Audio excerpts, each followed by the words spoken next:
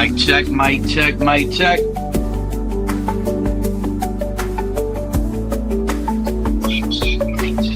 Oh, we are being heard through the YouTube airwaves. Here we go, here we go.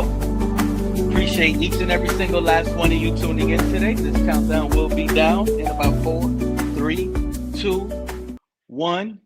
And we're off. Shout out to each and every single last one of you tuning in today. I appreciate you guys on this magnificent, happy Friday.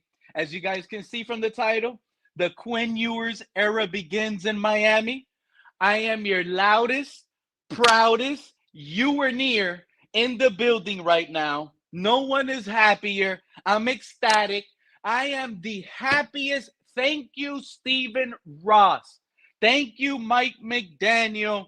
And no, we're not even going to bring in the lefty talk anymore. It is officially over. Credibility has been lost. Let me finish the title because I'm ahead of myself. Right? Shout out to each and every single last one of you before I do roll call. Quinn Ewers Era begins in Miami. Fake Dolphin fans being called out today.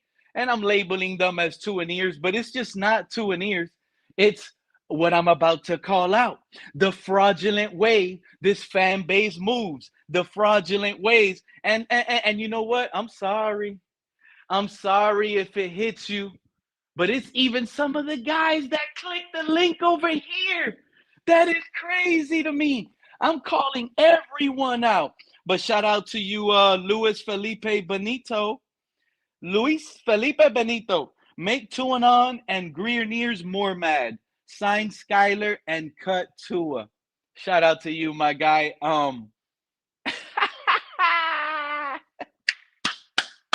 Hey, check this out, Luis. Tua is not only benched, right? Check this out. Tua is not only benched. The man is the emergency third. He ain't even going to dress. You remember you had some loudmouths guys in the community, and it's not you, Luis Felipe, but there's another Luis in the community that would sit here and be like, yo, Pete, you're loud and wrong. You're loud. Skyler's trash. He doesn't even dress on Sundays. He's wearing the same sweatsuit you're wearing, Pete. Both of you guys are dumb. Where's Tua at now, Luis? Where is Tua at now? You Tuaneers, Mr. Third Emergency. We don't even need the man to dress. Yo, it is crazy to me. The man, he didn't get benched. His ass got put out. That's what happened. You didn't get put in the couch, Tua. No, we grabbed your bags and threw you out. You're done. The coach... Hey, these Tuaneers are down bad. I'm going to keep calling some of these guys out because they're moving fraudulent.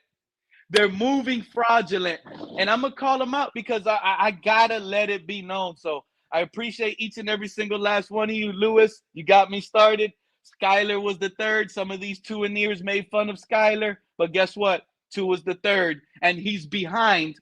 Not only Tua lost his job to a 7th rounder. Pick number 231, a 7th round rookie quarterback.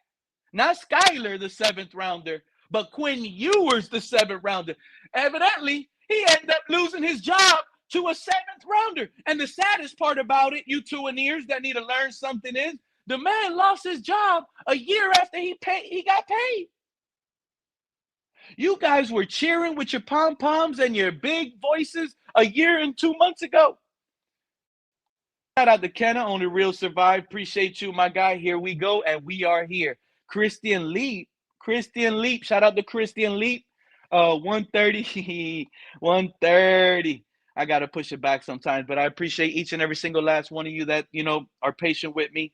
Enjoy this, and hopefully you guys are with me here. Cat in the Hat, Mr. 69. McFreedom, says Lewis. Christian Leap, did he say Skyler or Kyler? Oh, no, Skyler. It is Skyler Thompson. 15 interceptions and 1 lost fumble, says Big O's. And like Joe Buck and Troy Aikman said, Big O's. What did Joe Buck and Troy Aikman say Monday night?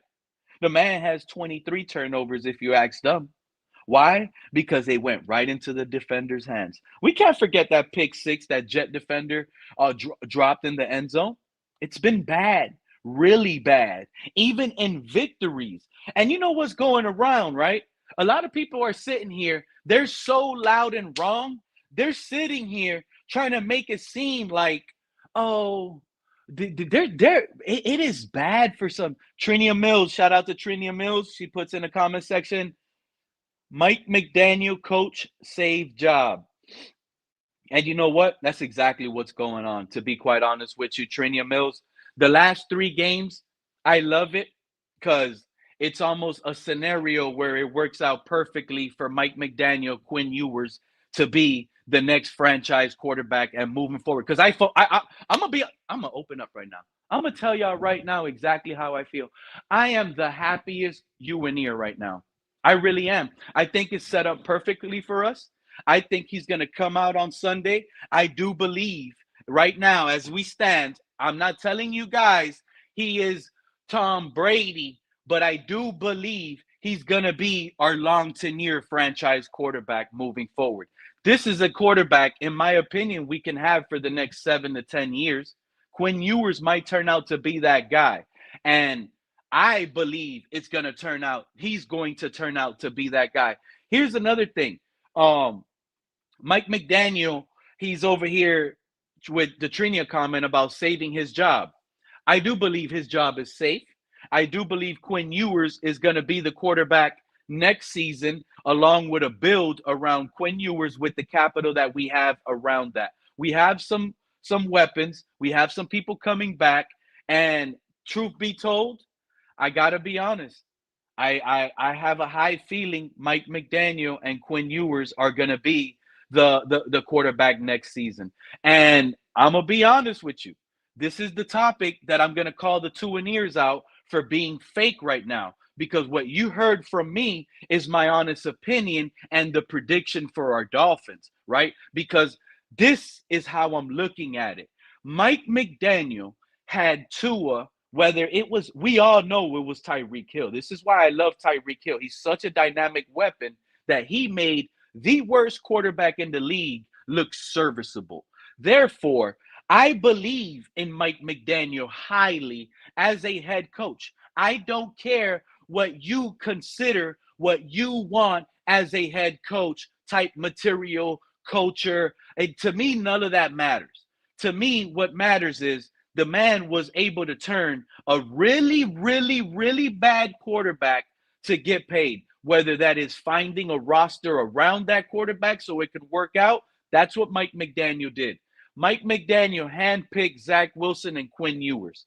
This has been an open quarterback competition behind closed doors, like Pete has told you before on a live stream. It's on a stream somewhere, there around the times where the backup quarterback competition was opening up. I already warned you guys up. I said Quinn Ewers is going to end up more than likely winning this job. I told all of you guys I like Zach Wilson more because of his intangibles. I told you guys I would prefer Zach Wilson over Quinn Ewers because if we put 2 and 2 together and Mike McDaniel can do what he did with Tua, then it would probably be beneficiary to do the same with Zach Wilson because he does have more arm strength than Quinn Ewers. He's faster than Quinn Ewers. He's taller than Quinn Ewers. He has more experience than Quinn Ewers. He was selected number 2 overall. He was selected over Tua, who was number 5 pick. Zach Wilson was number 2. So there was a lot of that going for Zach Wilson with my hope moving forward. But around the time we got the backup quarterback competition role, I told y'all right then and there, it was going to end up being Quinn Ewers. It was obvious at that point because this is a move that makes more sense as a coach if you're going to gamble. You're going to try to turn Zach Wilson, who's under 1 year, and you might have to pay him big money if the next 3 games, let's say Zach Wilson comes in, plays really good, wins all 3, we play spoiler. Shout out to Cap. Let me finish this up, but you're the first one in the would have came in, play spoiler, we beat Tampa, They don't win the division because the Dolphins beat Tampa. Then week 18, Zach Wilson turns around and beats the Patriots, which lends the Bills to winning the division. And we play spoiler with Zach. He goes 3-0. Then we're looking at paying him big bucks next year because he's going to want a good contract.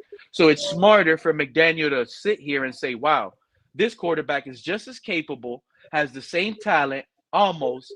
And if we turn around and do the same thing we can do with Zach, we can roll with Quinn, continue to develop and get him better moving forward through the years go on. So I think it's that's saving Mike McDaniel's job, Trinia, where he's going to get Quinn Ewers. We might turn around and beat the Bengals. But the reality is we don't have to turn around and beat the Bengals. As long as the game looks good, as long as Quinn Ewers is out there ditching that ball and Waddle turns around and has about 7-8 catches, he has 100 yards, and the A chain is balling out. As long as the offense looks good and we could compete, because this is why it's good that Quinn Ewers, the 7th rounder, is the starter. The Bengals don't have the best defense. So he can come in there, his first week of practice, first time practicing with the ones, he gets to go against a soft defense, which benefits him as the first week of practice against the Bengals and game planning and he's actually playing with Waddle. I am so excited. Then next week, after a week of preparation, a real live game versus the Bengals, he gets to bounce back, another home game. He doesn't have to deal with the travel, stays here, prepares even more with the ones. Now we're playing a tougher opponent that needs the victory, and there's no joking around. We're going to play a serious contender in Tampa Bay. And from that point on, we judge and evaluate Quinn Ewers' growth, because now it's 2 weeks in. But here it goes. It gets even better.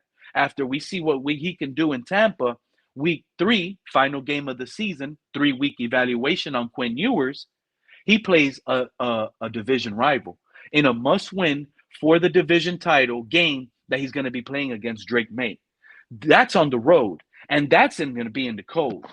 Quinn Ewers has to show us that the movement and the growth and the development with the 3 weeks of playing with Waddle, with Westbrook Akines, with everyone that's involved, we need to see growth throughout those 3 weeks. And the best part about it is each week it gets tougher and tougher and tougher for Quinn.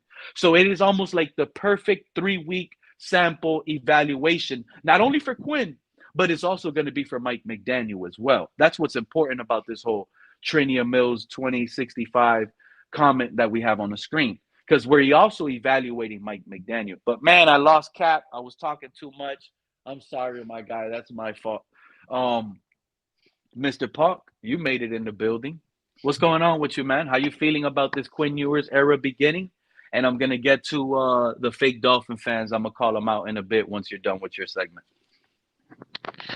I am. Shout out to Camp. Man, I am. It's almost. I will say it's almost like the feeling of when the. No, I put it this way. It feels like we just won the playoff. To me, it's a good feeling because I'm gonna say this because I'm not no Tua hater. I'm gonna say it just like this here. In person, I would love to have met Tua and even be a friend of Tua. But as far as a quarterback go, I'm gonna say it again. I followed Tua from Alabama. When it came time to draft a quarterback, I was hoping that we'd get Tua. We'll sit Tua for that whole season, let him heal from his hip injury, and we'll have him moving forward to 2023. That's when I started to see regression into as far as the problem with his hips, problem with his concussions, his skill set sort of started drifting off and what have you.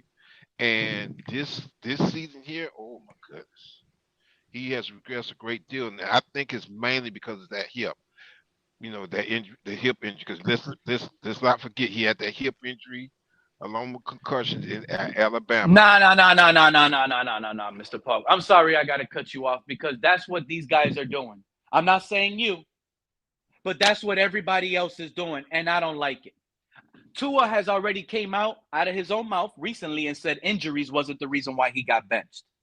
Tua is No, no, I trash. didn't say it. He's I didn't figured say it. out. No, no, Hold no, on. no, He's no. figured out.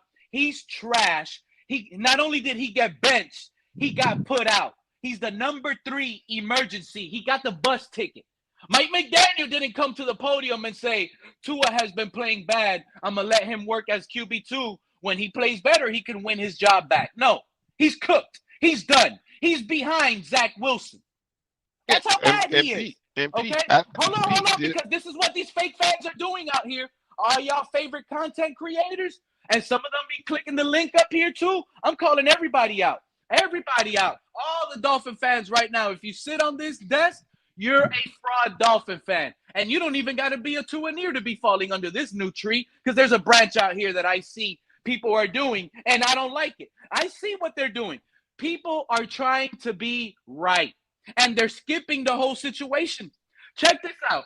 Oh, listen to what I'm telling you, Mr. Punk. You got all this group of fans. They're on YouTube. They're on Twitter. They're on MySpace.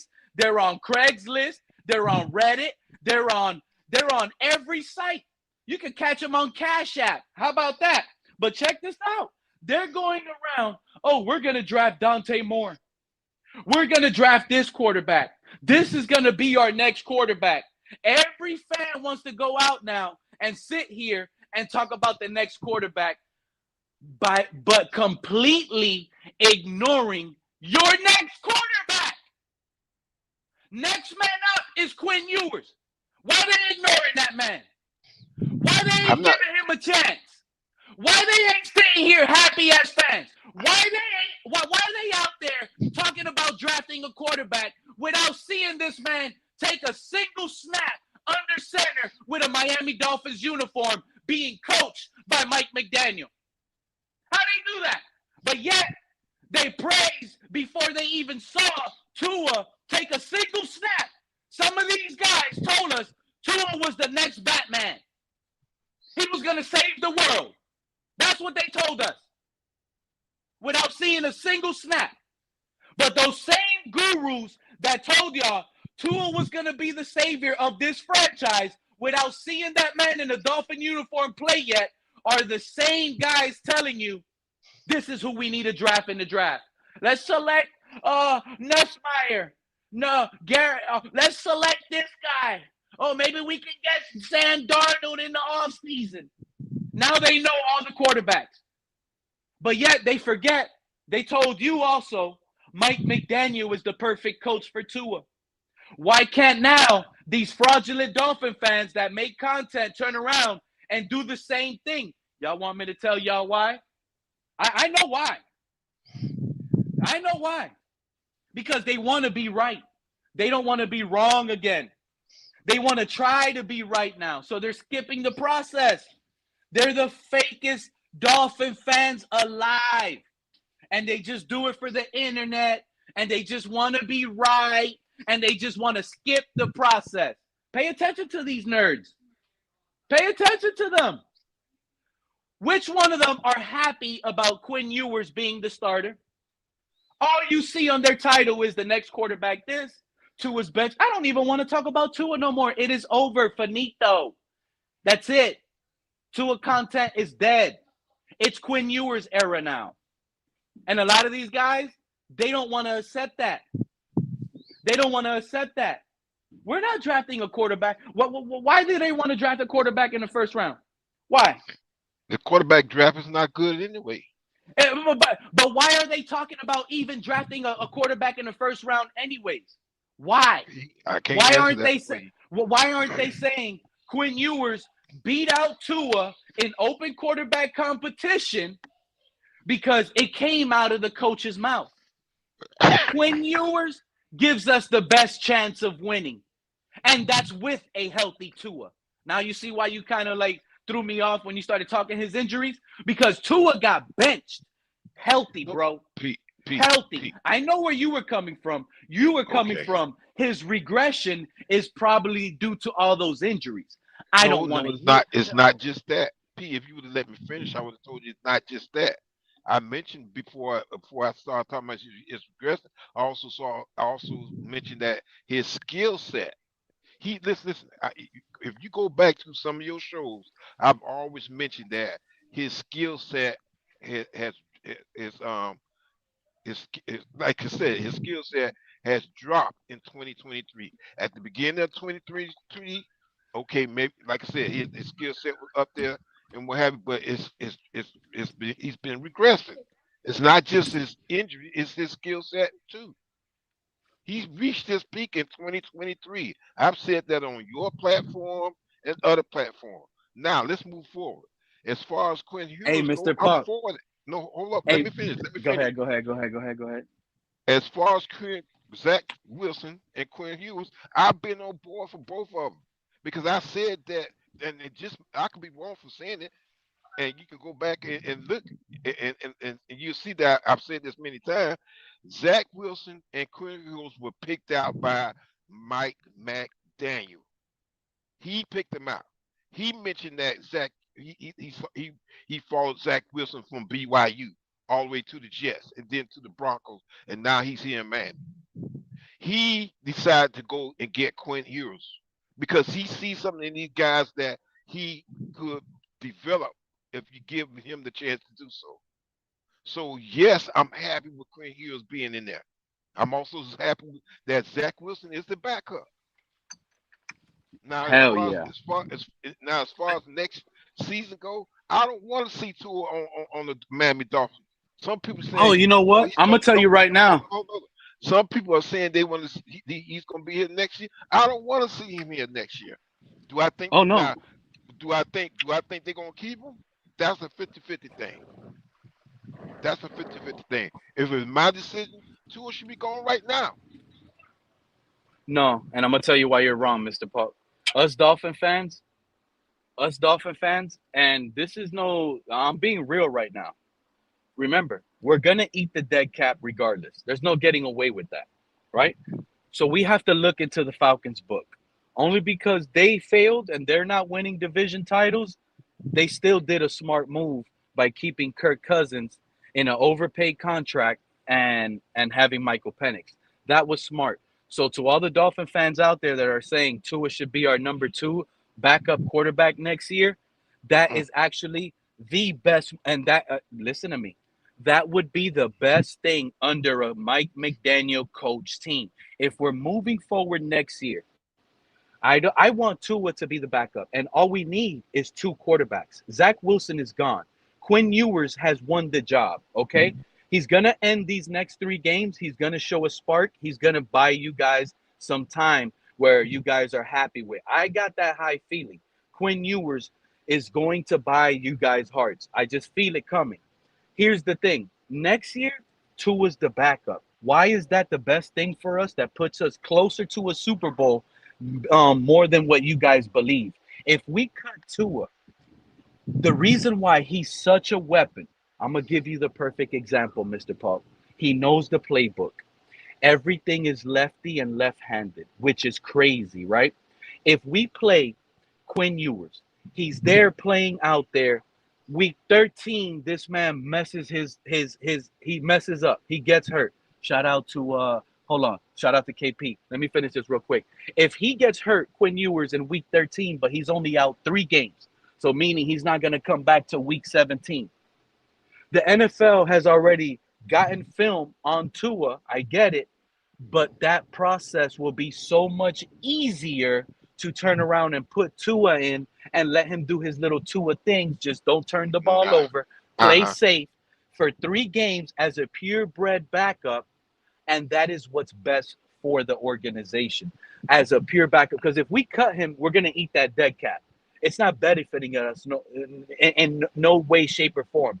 But what could benefit us is if he has to play 1 game in the season. That 1 game, if it's versus the Jets, he might be able to win that game where we don't have to risk Quinn Ewers hurting his shoulder a little bit more. It's like more like okay, we're 8-2. If we lose this game with Tua, it don't matter. But we have to play Tua because he busted his shoulder last week, and it's better to give him rest now. You see my point, Mr. Paul? That's the landscape I'm looking at in the future. How can this benefit us? And I would be happy with Tua on the roster as a backup more so than having someone like Kirk Cousins and Quinn Ewers next year, and now it's Quinn Ewers starting and Kirk Cousins the backup, and I get it, Kirk Cousins is better, but we're still eating all that damn dead cap. I Well, feel like we would have an I rather we advantage. eat. I rather we eat. I'm sorry. What up, I'm KP? not Lakers agreeing all with day. that. What's up, Pete? Pete, I'm not agreeing with that because I know what you're saying and what, but I'd rather eat the dead cap and go ahead and get to get off the team because I'm sorry. I just don't. I really don't Yep, I'm see. with you. I'm with Yeah, you, bro. I'm with I you. just can't see him doing another I got season. and I I just and can't. I know where you guys I know what you guys are saying. Even though I disagree with you, I kind of agree with you, but I'm just giving you guys what would be best for our team in the future. It's really the best option to keep It's Tua not as Pete. our It's not backup next year. Pete. I'm sorry. Can I It's That is not. respond the now, best Pete? It's not option. Listen, Pete. Go ahead, It's KP. Can I, not. can I Go ahead. respond now, Pete? Go ahead, King. Go ahead, Um, KP. all right, thank you guys, and thank you for the show and the panel. Respect to all of you guys in this holiday season. Hopefully, everybody is warm and healthy and happy. All right, and that's the main thing. But listen, Pete, I can see your point of view. In an ideal world, that makes sense financially, fiscally for the Dolphins to do that, right? Because they don't have to eat that part of the contract, right? They carve that part in half and still get the benefit of an experienced guy who's familiar with McDaniel and can run the offense and all that. So it makes sense in an ideal world. But let me disagree with you on this point here. And I'm saying this knowing that in other times we've disagreed, you've ended up being right. Hmm. Right. I think it's important to say that for anybody who's out there listening. Pete is often right against all odds. You know what I'm saying? I Against I appreciate don't that, logic. condone KP. that. Right. I don't, But but check this out. But um number one, I think the fan base that Tua brought in and cultivated and still is around, they've reached a toxic, cancerous level in the community, and just keeping them around works against the interest of whoever's coming in as the new GM. Right. Number one, and then number two, I think that Tua, that when Tua's in the ball game, the NFL now has a clear cut way to defend him, limit him, and force him into making bad decisions. So even if you keep him around as a backup, while it makes financial fiscal sense, it's really not taking this franchise anywhere. And so I would say cleaning house, making the hard decision, feeling the pain, taking that butt whooping. You know when your parents used to whoop your butt, you hated it. It was painful. You hurt your feelings. But when you got older, you reflected that, hey, that's exactly what I needed at the time. This team, this organization is in need of one of those moments. And hopefully it's able to, after some time has passed, perhaps a year, a couple months, reflect on the mistakes that they've made to get us here and build this thing the right way and go forward with a good program. And two is not a part of that. After he's six not. years, he can't be. And Listen, I'll end there. Thank you. hey, Thank you listen, for the check. time. Hey, yo, check this out, y'all. Hey, yo, listen, we listen, bro. We got to trade him away. We got to go eat the money. We have to go cut him, do something, bro. Because guess what, bro? Where We he's not cannot getting come in traded. here. Nobody wants No, no, him. no, no, Who's no, gonna no, no. want I know. him? Listen, P. I know that, right? But I'm just saying, like that's we have to just go give him all the money he wants and just give him and tell him, listen, we're low key giving you the money and you can go back to Hawaii, do something, just cut him. Because guess what, bro? Me, I feel like, look, if we go get a player in the draft, right? That guy and these Tua fans are gonna be like, oh, this guy is never better than Tua. You know what I'm saying? So let's just cut him like you cut him, or trade him like you trade him, or give him the money and let him go and do something because we cannot keep him for next year. And then these fans are gonna be complaining and whining about the player, the quarterback that we like. You know what I'm saying? That's low key better than him, and he comes out here and looks like this. You know what I'm saying? So I feel like we just need to go let him go. Just let him go and let fire Mike McDaniel, let Tua go and start all over, bro. You know what I'm saying? Because listen, that's what the Broncos did when they freaking ate Russell Wilson's money up. They started all over. They got a new quarterback, they got a new coach, and they got a defense. And look where they at now. So why can't we do what they did? It's not So hard. what's up, Joe? How you feeling about that? Cut Tua, get him off of here. He's bad juju, or is it best to keep him as a backup quarterback, Hell no. knowing we're gonna eat that money? And in an emergency game, we know we have a backup quarterback that could probably win that game, bro. No, P. I'm sorry. Hey, And you know what? Listen. And if I'm, it's I'm only hold for on. next year, I'm gonna say that's how this. we might build capital on The Tua. last two, nah, bro. no, P. I'm gonna tell you something. I understand what you're saying. These last two games I watched, Tua. Physically, the man I'm sorry, he's a shell of himself. He is. If he keeps playing, he's gonna get hurt or even killed on the field. I'm sorry. The man physically is not able to play anymore in the NFL. Period. Not even as a backup quarterback. Physically, I don't think he's able to do it. From what I'm seeing, he's not able to do it. And Did y'all also, watch the? he's Did also y'all have y'all? Go ahead. Go hold on ahead. Go now. ahead. He's also right now. Seems like the locker room seems to approve of him being the emergency quarterback or even off the team. McDaniel He's the emergency. is pretty much finished with Tua. I So we agree. got to move on, man, because I'm telling you, I'm tired of seeing Tua on the roster, and we got all these quarterbacks coming through here, and we might have had a gym of a quarterback, and because of Tua, we don't get a chance to see what we have with the quarterback. Another thing. Shout out the Truth Tua fan. talking Tua talking about he's gonna do what he can to help the backup quarterback. Tua is not gonna.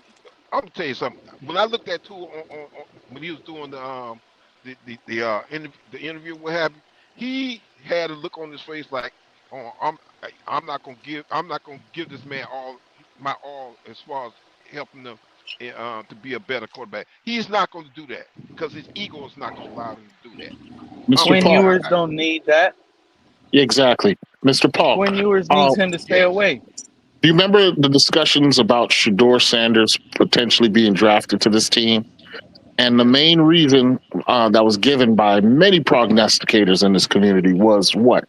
Was that they don't want the circus that comes with drafting Shador Sanders. Even if they acknowledged his talent on the football field, they said, we don't want the circus. So that was the main through line behind all of their takes, right? If you keep Tua on this roster past this season, you're bringing in Ringling and Bailey and Barnum brothers. I think I said that correct. And the Universal Circus and Cirque du Soleil combined onto this team next year, especially in a backup position. The Tua cult will be in a watchdog role, and you know how toxic our political The only culture has reason why, become. the only Go ahead, topic go ahead. I see, because I see what it could be. You could be right, KP, but the reason why I don't see it is because of the scenario that I see that could potentially happen. Tua as a backup, he's not going to get no media on him. Quinn Ewers is clearly better than him, so we don't have to like the drop off on Tua was so bad, nobody's gonna remember him. He's just the backup. They're not gonna talk about him, even if the Dolphins are losing. That's when end of season the conversation I can see happening. Hey, the Dolphins might as well play Tua the rest of season out. Let him build his draft capital and see if he can get some trade market because Quinn Ewers hasn't, and he took a long time to get healthy. That's the only topic of conversation I can see. If we play next year with Quinn Ewers, is looking bad, we're out of playoffs, then they want to swap from second to put him back the starting role just to see if he can pretty much, end on a high roll to build his capital. But I don't think like it'll be like crazy or his fan base like he's a backup. There is no more Tua. Once you're the backup, nobody talks about you. Hey Pete, just to answer your question from before, I think it's best for both parties if he's cut or traded. I don't think there'll be a trade unless it's like a 7th round pick and taking some of that salary. But I think it's best for both parties. Just go ahead and cut him. we have to move on. Moving on. You don't break up with someone and then keep them around. I mean, what do you? Plan and move on, right? If you're planning to I- move on, you're not going to keep them I around. agree. But this is the NFL. You lost your starting role. Quinn I Ewers agree is with better everything than that you. everybody is saying. I don't see What's up, how. True fan? I don't. What's up, my brother? I've been lost, bro. I'm a grandfather now, so work and everything has Hey. been. Congrats. Congratulations, my Thank brother. you, Hey, everybody. congrats, man! Big congratulations, brother. Thanks, KP. I appreciate you guys. Yes, sir. This has been something. If you're a real Dolphin fan, right? If you truly love this team like we all do, I don't see how anybody here or anywhere in Dolphin land could not be 100% behind Quinn Ewers and hope that we have the answer here. He's here. You know, where we don't have to worry about drafting another guy. Give this guy the opportunity. Get behind him. He's got 3 games. I don't care if we lose the game. Bro, those But are if the he's fans cut- that if- are getting me mad, True fan. I'm sorry for cutting you off, but that's why I'm live. You got other content creators already talking about the draft, putting titles on their shows. All they want to do is talk about the 2026 quarterback class, like we're going to draft one of those guys. But Right. yet, those same guys were the ones telling us Tua was going to be the next guy without even seeing Tua in a Dolphin uniform yet. Right, So we can't keep that same energy with Quinn Ewers and support the guy. It's a wait and see game. Agree. This is his first game. He's a 7th rounder, and this is the first week he gets to practice with the ones. Agree. Like, how mad are we gonna get And if he has an I'm average happy game? with that. I have no If problem he, with has, that. No, if he goes out at there, all. throws 2 touchdowns, 1 interception, he loses to the Bengals 35-28. It's a nice explosive game. Are we gonna be upset? No. Not me. You see? He will have earned his ticket back onto this roster I'll next tell you season. this. I'll tell And you I this. think If everybody he has comes- hope. That's all I want to say. Yep. I'll tell Yeah. you this. If you flip that, Pete, this is where I'm at, right? If you tell me he throws 1 touchdown, 2 picks, but the man looked like he could make every throw, and we saw where you know the eye testing where you see, wait a minute, there is something there. I'm happy because the fact is, when was the last time we said that about Tua? So what do you want? What do you want? You wanna now say, because these like you guys say, these guys that are still holding on to Tua, they're still holding on to him. As amazingly as it sounds, there are still people out there who will blame everything else other than Tua, right? So I want y'all to watch the Aaron Brewer right now. Yeah, I want y'all to watch Aaron Brewer's latest interview on the Dolphins YouTube channel. I want y'all to watch Aaron Brewer, and you'll see what he says about Quinn Ewers at the end, which is clear that the locker room is more behind Quinn Ewers than they ever were. And I want y'all to watch it and hear while. Aaron Brewer at the end of his interview. It's literally, I think, like the last question. But go ahead, True fan. No, so what I'm saying is, you know, you've got a guy who clearly, right? It's like you found the run game. Why did you find the run game? You think we found the run game because we were successful? That's part of it. But I'm a big believer that the other part is they already knew that this guy couldn't play. They finally figured out that this guy can't play. So we're gonna run because that's all we got. What happened last game in Pittsburgh? They stopped us in the run. What did we do? Again, what did we do? Because the game said 28-15. The game was 28-3, bro, in my book. That's what it was. Right? That was with a good run game too in the first quarter. So if you're a Dolphin fan, right? If you're a Dolphin fan, and I'm not talking to you guys, I'm talking about anybody who's listening and everybody who's out there. No matter who you liked, who you didn't like, this day forward, from yesterday forward or day before when we found out Tua's bench, they're going another route. If you cannot go and back that up, then I got questions for you because in a dream scenario, you want to say this is our starter. We don't. True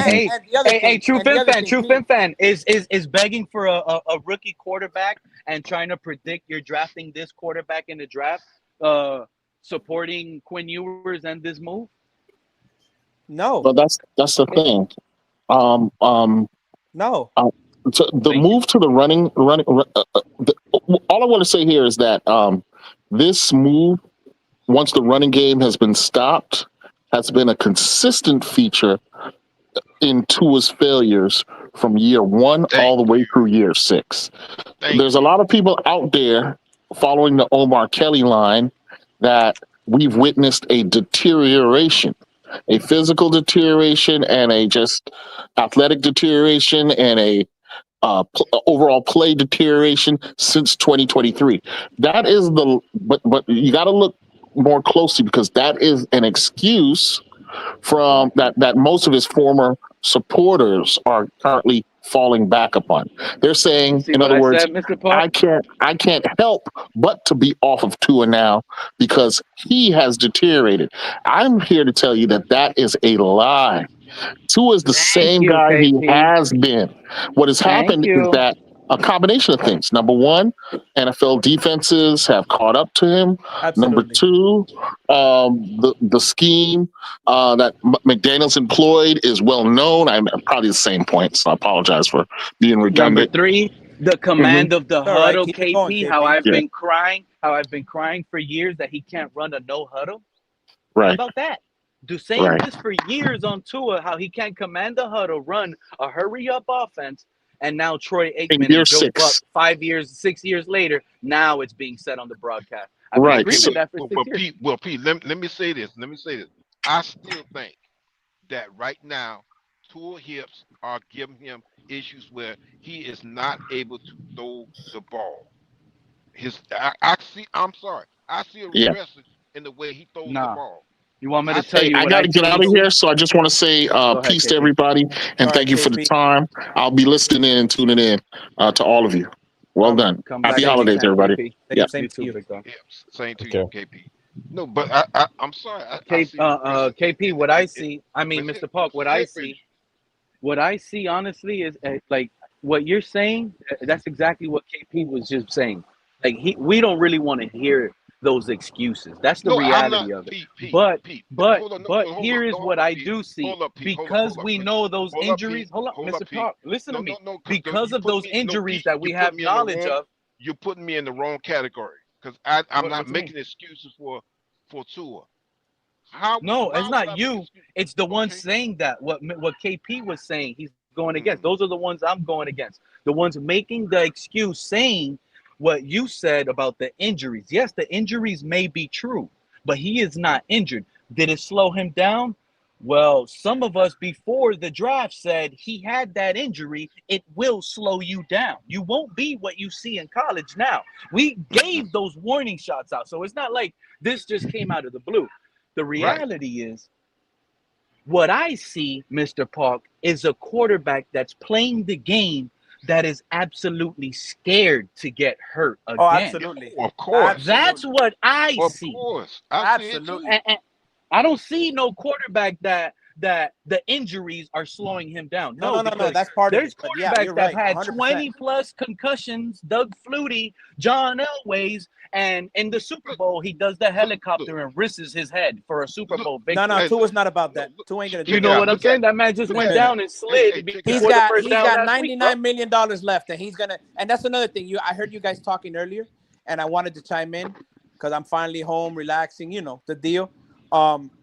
I think somebody asked a question. It might have been you, Joe, but in my opinion, what do you do with Tua and the $99 million contract?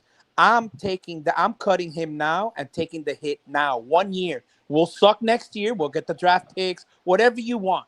But don't prolong this for 2 seasons now. Don't sit here now and think that all of us who are fans that watch this guy play have been watching this guy play. Don't sit him down now and say, no, we're gonna prolong. We're gonna make his hit even longer. No, take the big Mm-mm. hit one time. Get him the fuck out Nah. of here. Take the hit one time. Suck for Exactly. next year if you have to. Go build your draft. Okay? And in 2028, whatever it is, he's off the books. Move forward. There Move you go. forward. Nah. You I did don't it. I You don't did I it with don't care Adama about Kansu, I and you care did it about with my Ryan team. Tannehill. I Remember, care we got about rid I of care Sue about and my team. Tannehill. Let's do the I same care thing with him. If we nah. care about the team, Listen, what I care true about my French team fans too is much. The absolutely smart right.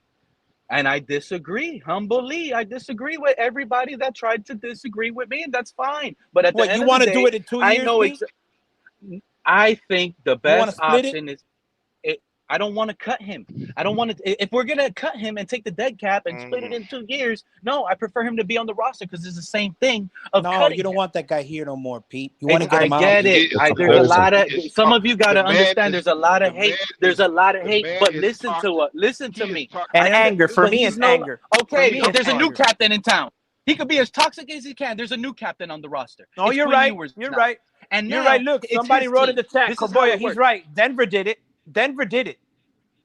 Shout out D-Dub. Denver, Hold on. You know So that this Denver is what still I'm got to pay saying. This is what $35 I'm million saying, to True Fan. Russell Exactly. and another So- 20 something. Exactly. Next year. So I'm not. And if they're the we're- number one but I seed. want- You could do it. True Fin Fan. I prefer It can going be the done. Falcons route instead of the Denver route, and here's Okay, why. okay, it's a difference of opinion. I hear you. I fully believe Quinn Ewers is 100% way better than Tua. Y'all So do know I. the difference now. On So do I Sunday, at this point. You, So do I. on Sunday, Absolutely. you know what? Mike McDaniel is probably the happiest guy on the Dolphins right now. He gets to get a playbook now. He's having fun now. I think Mike McDaniel's happy as much as I'm happy. I He do has to too. be. And He I has think to the be. team is happy. But You here's know my who's not thing. happy? You know Quinn who Ewers, hasn't Quinn been Ewers happy has with had Tua injury also? history. Jalen Listen, Waddle. Quinn Ewers- Jalen Waddle hasn't been happy with Tua. Jalen Hell Waddle no. is like, you can see him on the sideline like, what the fuck is this? And he Mhm. played But with you know him in what? Alabama. But you I'll know, tell you Jalen something Watt. else, too.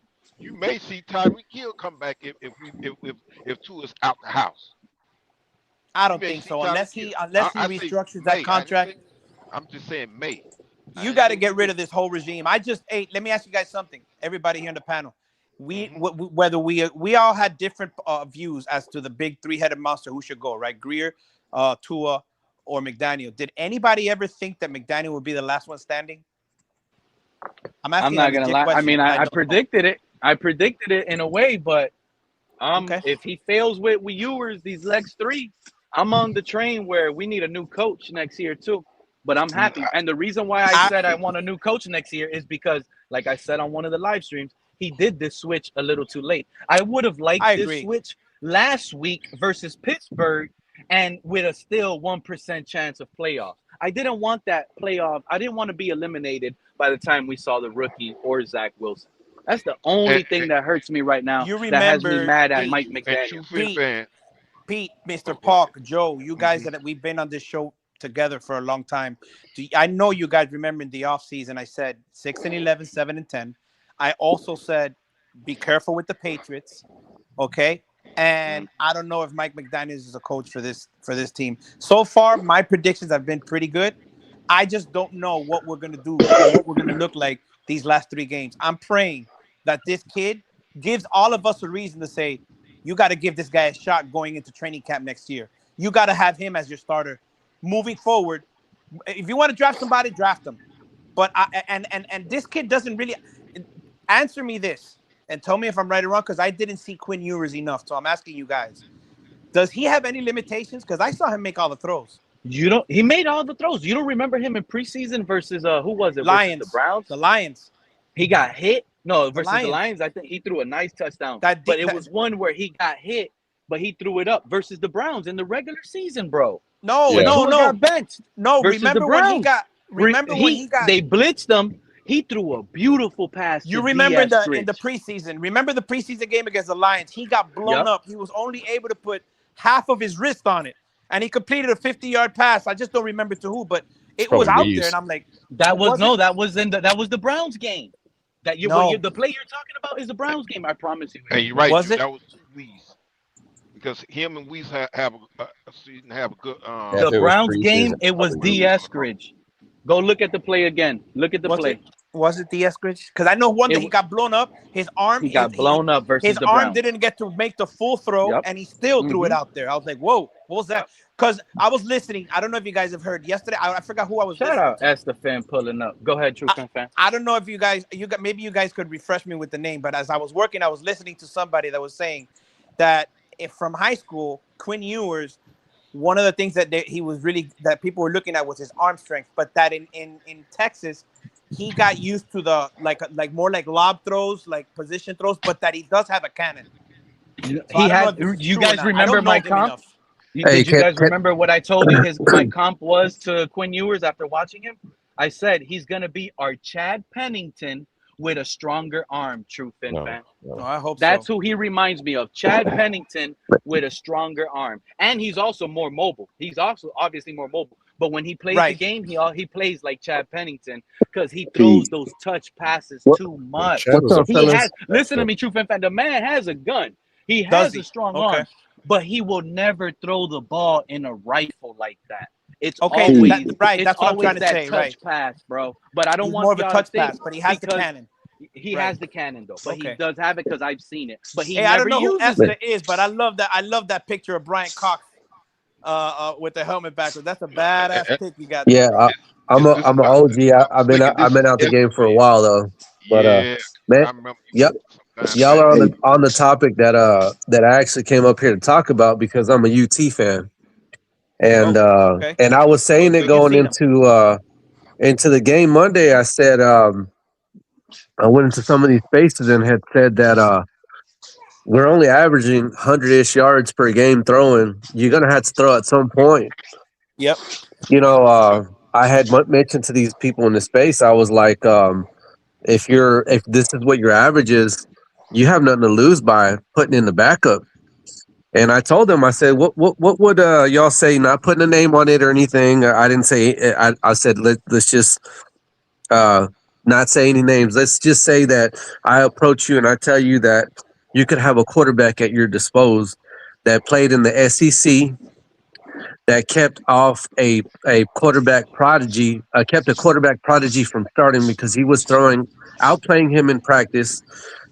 He was averaging anywhere from 300 to 300, close to 300 or 350 yards a game in the SEC. This guy in a semifinal threw for 300 yards against Ohio State. And Ohio State goes on to win a championship. And everybody knows the SEC's the highest form of The competition coming in. competition, That's right? amateur.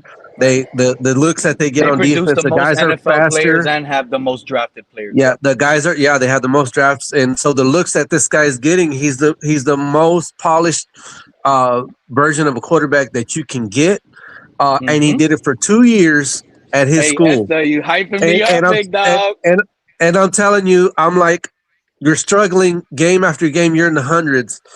Why did it take you this long to pull the trigger That's the question. and not even play this guy when you're down 28 to whatever, and you're not even kicking onside kicks? You're not even. I mean, urgent. They were even talking about it Monday night. Oh yeah. And then Oh, yeah. now, Troy Aikman was lighting them up. so now I uncover the we take the blindfolds off, and the guy obviously that I was talking about was Ewers, because I'll tell Right. you as a fan, I'm gonna have to agree to disagree with some of the stuff that Pete said because I saw enough Texas games, and I'm telling you, one of the qualities that I saw in his game, because I argued with a lot of Texas fans, I was like, no, Archie Manning did not start last year, opposed to this year. He was obviously going to be the starter, but last year they were both at the same school, and everybody would say we would have had a better chance to win if Arch was playing, and I'm like, no, they're seeing these guys in practice. And when Arch had his time, when Ewers got hurt that year before he went pro, when they let Arch play, he was very irresponsible with the ball. He would turn it over. He would throw picks. That's one of the qualities that I appreciated about Ewers, is he takes care of the ball. Right. And from time to time, he was making tight window throws when he was at Texas, stuff that you need an NFL quarterback to do. And I saw all this stuff, and I don't know if they even scouted it or if they even knew what they drafted, because it has to be about the money. Because you paid, what's his name from the Jets to come down here, Zach Wilson. Zach Wilson, and you've already paid all this money to Tua. It has to be about the money and not about what you're actually seeing as talent. Because how is it that there's teams like the 49ers that will go from quarterback to quarterback and found Purdy, who was the last guy in the draft, and they've stuck with him. And they said, screw all these guys this guy that we drafted in the first round, this is our guy. Yeah. Like, if it's actually about winning, then make it about winning. Like, I got to the point where I'm a Dolphin fan, but I realized that this team this franchise, this organization, they're more concerned with selling tickets and merchandise, and the people that don't make this shit any better are all them idiots on social media doing 6'7" and their damn Dolphin jersey. I don't wear Dolphin.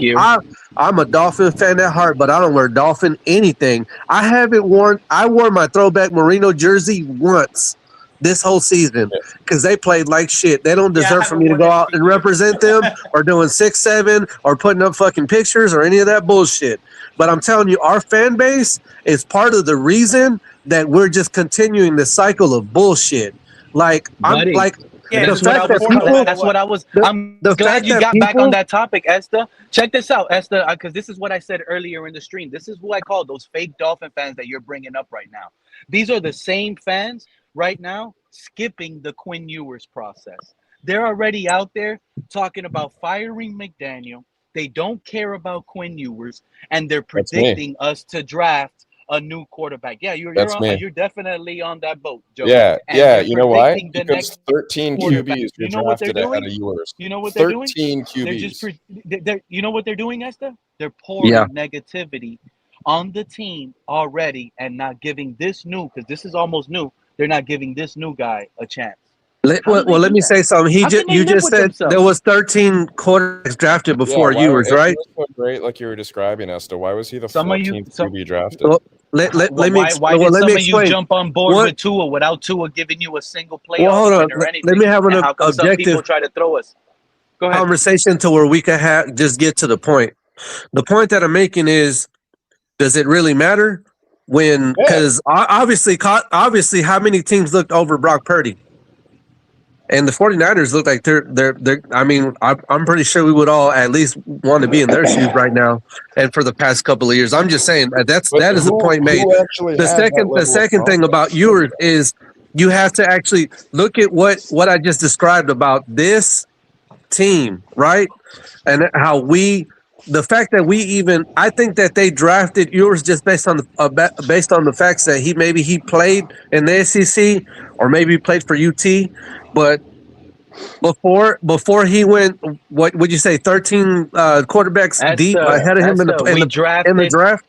We drafted Quinn Ewers, and we selected, remember, last offseason, the first free agent pickup was a targeted hit on Zach Wilson. This is our top flight backup quarterback. Why did Yeah. our free agency and draft go like this? We're getting two quarterbacks. Let me remind you, Dolphin fans that already forgot. Because of Tua's brain. Okay? That's why. Let me answer his question though. Is the reason why McDaniel had to get a quarterback so Greer and McDaniel can save their career with the next guy. So if Quinn Ewers doesn't look good, goodbye, We gotta let McDaniel. D-Dub talk because he hasn't said anything. Let me answer this question real quick though. You said, why did he get selected where he did in the draft, right? With all these guys ahead of him. Just in a nutshell, Quinn Ewers was projected to be a first round overall pick in that draft. When he got hurt, obviously when you're hurt, you're not going to be playing at 100. Even with him, you could tell that he was playing hurt when he stepped back onto the field, right? You could tell, but obviously he's got to come back because he's got to go into the draft because Texas had this plan that Arch was going to start the next season. They had to get him on the field or this kid's going to transfer out, right? So Ewers has to get onto the field. That's basically, it was almost like a rush, but Ewers was playing injured, I believe. But he came back, played through an injury. And in my opinion, he still has hidden talent that you might be able to uncap is what I'm saying.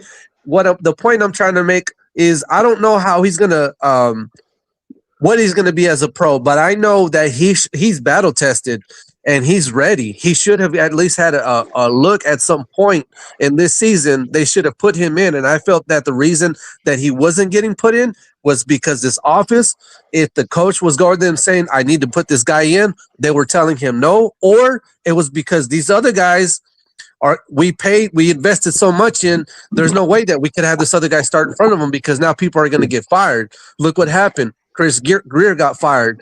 And I don't know if this kid goes out and balls, it's going to be an indictment on. But like, for me, I don't care about talking about anybody leaving because at this point, we're not even making the playoffs again. We might even finish at 500, which is underwhelming because we should have made the playoffs to begin with. You have people that aren't even talking about, like, I don't care if we got to go get another coach at this point because, yeah, Mike McDaniel shows signs of he can be a good coach and all that, but he still hasn't got his shit together because he's doing stuff like going for it on fourth down when he should be kicking a field goal and taking us into an extra overtime against, I forgot what team that was that pissed me off. But Mike McDaniel still makes a lot of errors as a head coach that he shouldn't be making at this point because he's not. You got to get to a point to where you just learn how to win games. You know what I mean? And not So in the learn. next 3 games, if you see that cleaned up, can we blame all of that mess up on Tua? Well, no, not on play calling. I mean, not on in-game management, Pete. Like I forgot what game that was where we shouldn't even got into overtime. Where he went for it on 4th down. We go to overtime and we barely win. He's done that before. Like just bonehead stuff, like going for it on 4th down when you can kick a field goal. Our field goal kicker is as long as you get it to the 40-yard line, you can win off just field goals and this defense and the run game. But, You know what I mean? Why do you think Tua got benched? You see what I'm saying? Pete, There's a reason why Pete. Tua got benched. The man is calling plays. Guys Tua are wide got, he's, open. We shouldn't even yeah, been Tua got in a benched because situation. his play is just underwhelming. Like but this is what I'm saying. I mean, he's in those we have this situations defense having to playing go good. for it on 4th, but we should not have been in that situation if Tua would have hit the right guy on the right play. I mean, I'm telling you, this defense has to get pissed off because wow, this didn't just happen this year. It's been bad for a while. But D-Dub, Mr. Puck is right. You've been up here for a while. Haven't heard your voice. I heard you trying to chime in. Pop off. Yeah. How you feeling? How you doing? I'm all right, gentlemen. Good afternoon to you. First things first. When I came in, you asked the question about who was going to be fired or benched first, Greer, Tua, or McDaniel. I thought it was the way it was going. I thought it was going to be McDaniel. It should have been McDaniel. But that being said, all 3 of them need to go. Two of them are basically gone. McDaniel needs to go. He has made way too many. And I'm tired of people saying, well, he's a new coach. He's not a new coach. You run off that newness after the 2nd year. Year 3 and 4, you're not supposed to be making these mistakes that he's making. So 100%. he needs to go. He needs to go. Now, with respect to Ewers, okay, we're gonna give him a chance to see what he can be. Whether he's got potential to be a starter, whether he's got potential to be a number 2, or he's just gonna be a journeyman number 2 or number 3 quarterback at best. This is his chance to show what he can do. I'm not looking for him to throw for 350 yards and 5 touchdowns in a game. What I am looking for is for him to be able to manage the huddle, know the playbook, and do not make dumb mistakes like the kid from Minnesota who on a 4th down threw the ball directly into the Seattle Seahawks linebacker's hands. Those are the things that I'm looking for to see and determine what he can be. Obviously, they're going to get rid of Tua, whether they cut him or possibly, which I doubt, trade him. But you have seen the last of Tua play unless something catastrophic happens to both Ewers and Wilson. And it's not because people hated him. It's because of his play. Period. End of story. The last two and a half years, it has been a precipitous slide. And this year, he fell off the cliff. Nobody can deny that. And here's the only reason, and I'm sorry, D-Dub, but I just want to, before we forget your first point. I'm willing. Well, it's just me. So this is why I disagree. And there's a lot of other guys up here that agree with you that think Mike McDaniel should be fired based on all the valid points you just made, because that's exactly what we've seen throughout the years with McDaniel and Tua. But hear me out. It's such a cleansed feeling out here. My belief is Mike McDaniel is happier today than he was last week. it doesn't matter about his happiness. The reason being, it does matter a lot. It matters a lot. And No, he's made too many mistakes, Pete. Because he's him made too many mistakes, being happier, I know he made many mistakes, but he made plenty mistakes with a quarterback he was forced to thrown on his back. Oh, but Pete, he accepted the job. Just like all of us would have accepted that job. It's a one-in-a-lifetime type opportunity. Pete, everyone is going to say, example. I can turn Tua into a GOAT. But not everyone can actually turn Tua into what Mike McDaniel was able to turn Tua into. When Skylar Thompson was coaching that, when Mm-hmm. when Skylar Thompson was in that playoff game, and Yeah. they were running the ball like crazy against Yeah. Buffalo. Who made the decision to not run the ball anymore and throw the ball and start throwing the ball? It was McDaniel. Okay, so it's not just about the quarterback. He makes bad decisions whether Tua's out there or not. So he was also the same coach that made the decision and had Skylar Thompson that could have easily thrown for 300 plus yards if Waddle makes just 2 of those catches. What if Tyreek Hill makes some of those catches? The turnaround in that game is totally different. You see my And point? another thing you got to point out too, We Pete. could have beat Buffalo, bro. He cooked that game. Right, we could have. Yes, the late game He was scenario, cooking, but but he here's cooked the Can I too make a factor. point? Hold on before you go, JC. Here's another factor I want to add in, so you can realize how I'm thinking about this, D-Dub, in the sense where you're right and what you just said is spot on, because you do have valid points. That did happen in that game, but I'm giving my valid excuse on it why it didn't bother me none based on some of the Waddle drops. But hear me out. Let's go back. Let's say you're right. Okay. In that same scenario, D-Dub, in my mind, I'm thinking Coach McDaniel knows his quarterback next year, no matter what, win, lose, or draw. Well, it can't be a draw in the playoffs, so win or lose that playoff game, he knew already he was forced Tua up on. So there's not too many changes he can do to the offense, because if it would have unleashed Skyler, then it would have looked really bad on Tua before. So that's why, as long as Tua was always captive as the starter here, the playbook was always going to be simpling down to the other quarterback, regardless that they had more intangibles. But we're not talking about.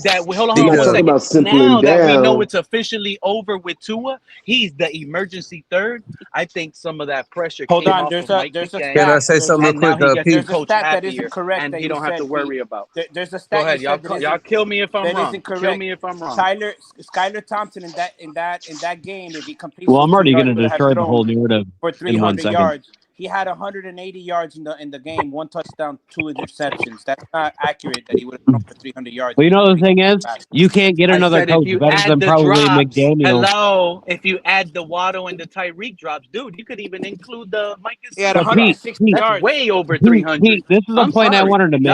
Y'all go. I spoke People too think much. they're going to get a better head coach than maybe McDaniel, but no head coach is going to put themselves out there to be in Miami. People think, oh, just because the weather is nice, you don't think what's it called would rather be in Denver than Miami? Absolutely. They want to be in sport cities. They don't want to be in fucking Miami. Nobody care. People don't care about sports there. Mm-mm. They would rather go out. They'd rather be at Tootsie's than a Dolphins game. I That is think true. I don't know about all that, but It's I all think fact. that It is literal potentially. fact. Definitely, it's not fact. Do you know who the It's purely best? opinion, bro. That's It's It's like not. the Hey, opposite. Joe, that it's not happens. opinion. Joe, it's That not happens opinion. everywhere. That happens I mean, everywhere. When you put a bad product on the Right, field, exactly. people choose not to But go. even in the And that prime of happens. Miami, That like when happens in even Denver. Miami That I had mean, the happens in 72 Dolphins, DC. when they That had happens in Marino, it was the LA. same thing. I was gonna That just happens say that. You think everywhere. LA don't care about rings? I They mean, don't. They don't. that, They don't. oh They get outshone yeah. out. Oh, did you They, not see that? Did you not see the parade they just had for the Dodgers? And there's more shit to do in oh yeah, California let's talk about than let's there watch is the in Miami. Trust me, and let's watch I'm the from Rams Texas, and I'll parade. tell you that there's more shit to do in Southern California and LA altogether. I mean, there's way more shit to do than Miami. let's watch the LA Rams Super Bowl parade. Let's watch it. I mean, you don't even have to go there. The Dodgers just won the World Series. Let's Did you watch not it. see No, that? no, we could literally watch it. I'm Pete just can post it saying. up. I'm just saying. There are cities that can do that can do both. So I They mean, don't I even don't have know. fans. I would argue the opposite of the point you're making, JC. If we're blowing this thing up, a head coach could see this as an opportunity to build the team around what they actually want to do, instead of what McDaniel did here and come Fred into is home. Shout out to Fred. But no, Joe, I'm not disagreeing. I But I'm was going to saying, say what something is a though. better job today? What is a better job? Joe, the point I'm trying to make, what is a better job today? Because if I'm a coach right now, I'm not coaching the NFL anymore. Yeah, college football. Yeah, That's crazy. It's more It's not- money. It's more money. What coaches are you talking about, JC? Are you talking about like the popular, like Gruden? Are you talking about Bill Belichick? Or are you talking That's about what I'm somebody saying. who But actually like, wants to get if hired you're as a trying head to coach? come from nothing, I You don't get no, to- I you don't agree get with to you on pick and that. choose what college or what team you go to. You go based on availability. No, but there's different choices though. There's going to be You could there's going to also be ruin plenty your of college, career there's going to based be on your plenty of choices. college head coaches that are going from a mid to great program to an elite program. That's mostly what they're going to be hiring. So talking about NFL coaches all of a sudden going to college is fucking crazy. There's Man, a lot of them doing I was it, gonna though. say something real quick. I just wanted to get back on topic about McDaniel and some of the things that Dita was saying before we go off topic. Joe, we literally just had the worst Oh, man, Heisman let us trophy. It's literally been proven. We've literally had the worst Heisman group in all of history of football. Yeah, let's get back I on mean, Mike McDaniel. I wouldn't say that. I mean, Indiana hasn't done anything for years, Hey, and shout outside out of to Cat in the statistics, Hat, Ken, I mean, Fred. that team. Yeah, zero. You had zero blue bloods. NFL, man. You had zero blue bloods. You literally had two power. Like, I don't even consider these schools power. Like, the fact that Indiana and Vanderbilt were considered like Crazy. big schools that had Heisman players, and then the last year we had Well, I mean, literally if you a just watch retard the that game can't even speak English. and what they did, win the Mendoza. Heisman. Well, I mean, you still have to the have year respect for before. what they did because Big time Indiana school. has never done anything, and Travis Hunter is the that boss. kid, That guy is shit as an athlete. they competed. And as much as people want to talk shit about Pavia, I mean, against the bigger schools, Vanderbilt has never done shit. And I saw him play against Texas, and that kid, because it's the lack of that kid athletes single-handedly, in today's world. I'm telling you, that kid plays with more heart and more of a chip on his shoulder than half the quarterbacks in college football. But the thing is, athleticism are two different things. But Heisman hasn't always been about stats. It's what you see with your eyes, too. I mean, the things that these guys are doing on the field. The fact that Indiana beat Ohio State. So you're saying that? So who was better? When Travis Hunter won the Heisman, who was better? Him or Jency? I'm not here to argue that. Because everybody's saying that these guys didn't deserve to be. This is one of the worst Heisman. It is the lack of athletes in today's world. These kids are dog shit athletes. Hey, so Pete, I mean, any of your takes right now. I mean, JC, you ain't got no kids, do you, bro? You ain't got no kids, do you, bro? That couldn't play. JC, bro, you don't have no kids, do you, The only knock that you can make on Pavia is the fact that maybe he's undersized. The kid threw for over 4,000 yards and only had 8 interceptions in the SEC. And the SEC, what the fuck are you talking about? You're just giving the same take that everybody else gives. Genetics. You don't know what you're talking about. You're giving the same take that everybody. You're cookie cuttering. You're like those movie critics that say a movie sucks when it's good, but you won't do it for yourself and go watch the damn movie. No, you must have not watched Pavia's games, because he was in plenty of high-stakes competitive games against very good teams. So, all right, no. Because so I agree Texas, with you. I'm telling you right now, we had Vanderbilt dead to water in Austin, and he brought that your narrative. And I'm going to tell you something. If it wasn't for that kid, they had a chance to win that game at the end of the game. If it wasn't for that kid, they would have never had a chance to win the game. He beat Alabama last year. This kid did it. Hold on. You would have a point like the rest of these idiots in the United States that's arguing your dumb point. You would have a point, but this kid did it for 2 years, and he did it in the SEC with a team that's always been shit. What are you talking about? That I just obliterated anything that you had to say. Who won the last two national championships? Was it the SEC? It doesn't. Or was it the Big Ten? But was the SEC involved? Was the SEC there? Help you out with the Mike McDaniel thing. Let's get back. Narrative. That team in 2008, that Boise State team, and that's all there is to it, man. That Boise State team, the Boise State teams of the early 2000s beat every SEC team today. Okay, let's get back to the NFL, please. Boise State, come on now. Can I ask them NFL, please? The one that beat that Adrian Peterson Oklahoma team? JC. Clown show. Appreciate you, my guy. But let the It's a fucking clown show. No, they're jokes because Johnny Manziel beat a real Bama team. Oh, come on. I Let's know, get but back you're to the Yeah, talking man. NFL. Come about on, Johnny man. Man, what the Manziel, fuck, my man? guy. Like Johnny he, Manziel, like, man, why y'all this is what I come y'all into, keep bro. entertaining his ass? Y'all keep responding to him. Y'all keep entertaining him. You know, ignore his ass and shut the fuck up. Hey, so you were talking about Mike McDaniel and stuff and being here next year, and I'm kind of with you on it. Like I look at Mike Talk about McDaniel's Pavia. Pavia career. 4'11. Hold on. I'm glad I you're with look at me on Mike that. McDaniel's career almost as if you're playing like Texas Hold'em, right? And it sometimes it matters what cards you're dealt. But like, say in the 2023 Yeah. season, he was coming out hot. He had a bunch of flashy cards. You're playing no limit Hold'em at that point, right? You can bluff the hell out of Yep. your opponent. A lot of those flashy Yep. things, You got a lot easy of to win, capital. easy to win. But Yeah. now his career is more like Texas Hold'em, but it's limit They don't. Hold'em. Now So it's it's like like they if you don't don't cut have the on his right bluff. cards, Now they if you cut don't on have the his right bluff, right, cards, Cat? exactly, you can't bluff like you Yeah. used to bluff. You're not dealt the right I cards. like You that just don't have a comparison. winning That's a hand. good comparison.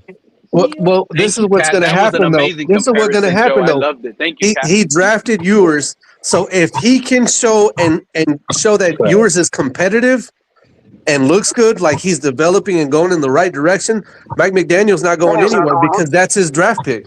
Mhm. I'm telling you, there's a really good chance that we're all sitting here thinking that Ewers just going to do just enough, and have the same amount of yards as Tua, and watch this kid come out and average over at least 200 yards a game with no turnovers. But here's the listen. I understand. It sucks for us Dolphin fans. We have no playoffs. I get it. But the best thing I'm looking for rest of season under Mike McDaniel and this new quarterback, where he's going to be able to be happier and free. He doesn't have to hold back his playbook. It's going to seem like so. I'm taking this in, but we also get to play spoiler.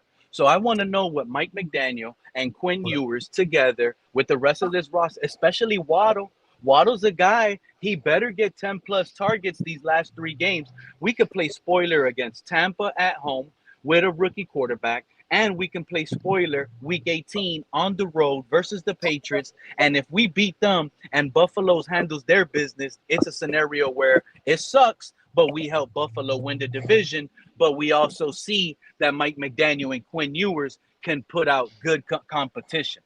You see what I'm saying? Like, these are big playoff scenario games we have in front of us after the Bengals I'm game. just looking for my quarterback to come out there and show that he's the next guy. So that's what I'm so hoping. Pete, you think That's it. you think And we're gonna? Quinn Ewers has a high possibility of it.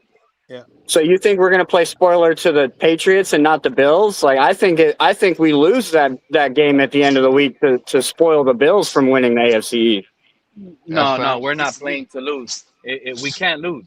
We can't lose. Hey, We have to New be England that already spoiler beat us in team. Miami. It sucks. That's why I said. That's why I said it sucks. We're going to help Buffalo do it, but in our reality, it's a good scenario to do. I don't see whether that's getting the Chiefs in, getting No. the Bills to win the division. That's You know Mike what I'm saying? Vrabel. Mike Like, Vrabel's like 4-0 Tua against already Miami. lost. I just What's don't up, want to Fred? see. I don't want to see Josh Allen get a home game. If he's gonna make it into the playoffs this year without Patrick Mahomes having an easy road to the Super Bowl, I want to see him do it like Patrick Mahomes did. Home Patrick or no home. Mahomes They've has had the played division, better. buddy. The win the Bills have had the championship and then division go to the 5 Super years Bowl. in a row. The Bills have had the division 5 years in a row. They haven't done crap with it. They're the same old Bills. Hey, They Pete. still have Sean Right, but McDermott. they've always had to go through. They've always had to go through no Patrick weapons Hey, Pete, Mahomes. you just proving offensively. my point. They have no The weapons entire chat is offensively. lying. Simple and plain. The Bills ain't that team. They're just We the play best every team in game this away. division, I unfortunately. don't Josh think Allen they're statistically that is team better either. away than at home. First Hey, of all, man, is You just admitted anybody your gonna- chat doesn't even watch this game. They don't watch games. You just admitted Is it. anybody going to What do you- seriously sit up here and evaluate Quinn Ewers with just 3 games remaining? If what kind of should he have given this starting job? No. We're next not going year to or whatever? evaluate him, but We as can't. long as he looks like he could play a little, that's what we want to see. We don't want to see somebody come on and Zach Wilson this shit. You know what I'm saying? It's not evaluation. It's seeing if the kid got will and heart to come out there and play hard at this time where we are playing meaningless football, meaning he gotta love the game to want to play right now and to show us something. I think if anybody would We be gotta getting see how evaluated the during players these 3 respond to games, him. it It's McDaniel. would be McDaniel and Absolutely. seeing how this offense looks under a different quarterback. Like if anybody's getting evaluated. Agree. Are you I guys agree with that. expecting a Yeah, heavy? McDaniel is yeah. McDaniel's the one that's on the clock, not Ewers. Now here's what's actually kind of like a little inside of me is thinking that the safest bet of the week for me on the Hard Rock app is like the over on Quinn Ewers, because what I'm expecting, and this is just me hypothetically assuming this, it's not like I know anything or heard anything. I'm expecting less 6-man linemen.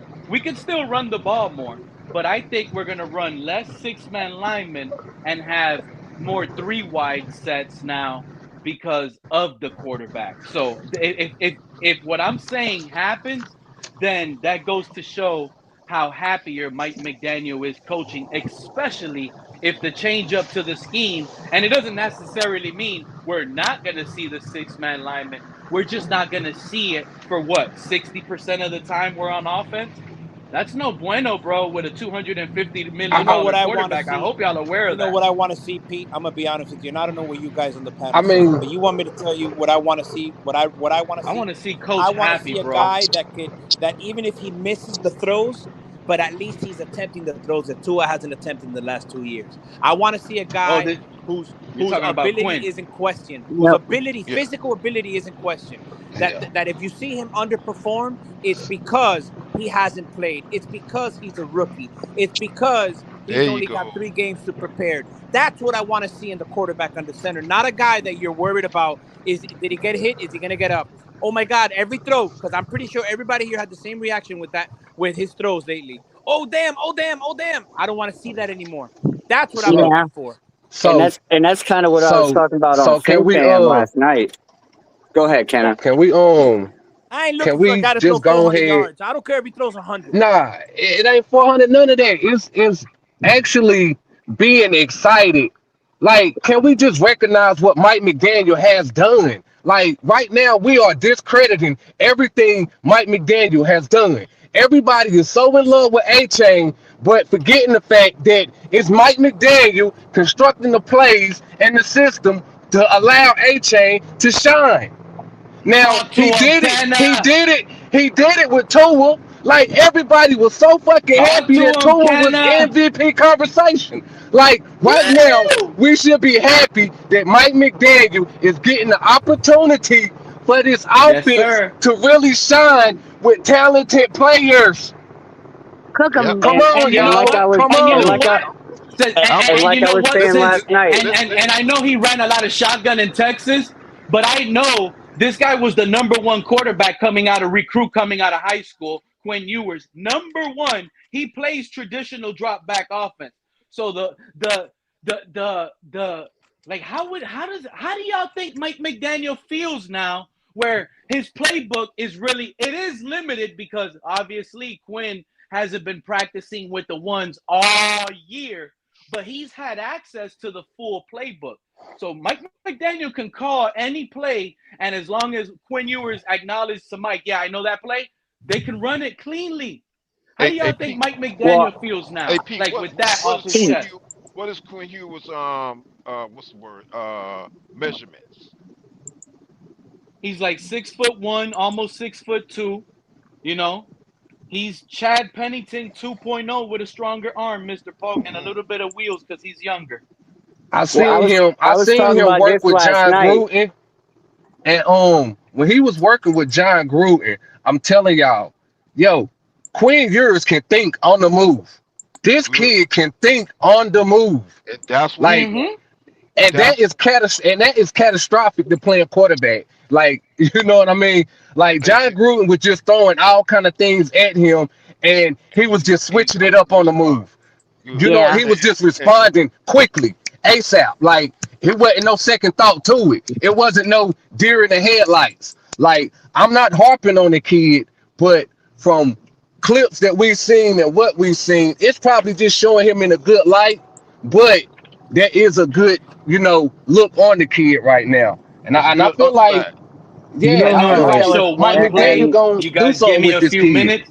I'm gonna show you guys the play I was Listen, talking about on all 22. I'm gonna log this is in right now, so give me some ever time. since But I'm gonna show y'all. listen, ever since we brought Quinn Ewers to our team, I always said that that McDaniels needs to be able to put in some time to help develop the man.